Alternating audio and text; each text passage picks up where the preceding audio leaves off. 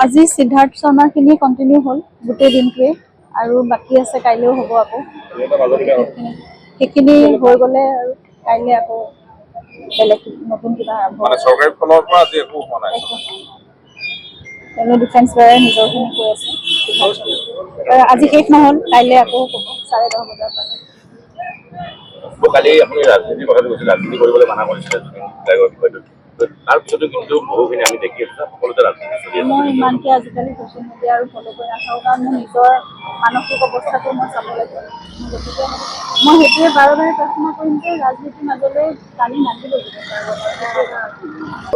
আজি সিদ্ধাৰ্থ শৰ্মাখিনি কণ্টিনিউ হ'ল গোটেই দিনটোৱে আৰু বাকী আছে কাইলৈও হ'ব আকৌ সেইখিনি হৈ গ'লে আৰু কাইলৈ আকৌ বেলেগ নতুন কিবা আৰম্ভ মানে চৰকাৰী ফালৰ পৰা আজি একো হোৱা নাই ডিফেন্স লয়াৰে নিজৰখিনি কৈ আছে আজি শেষ নহ'ল কাইলৈ আকৌ হ'ব 10:30 বজাৰ পৰা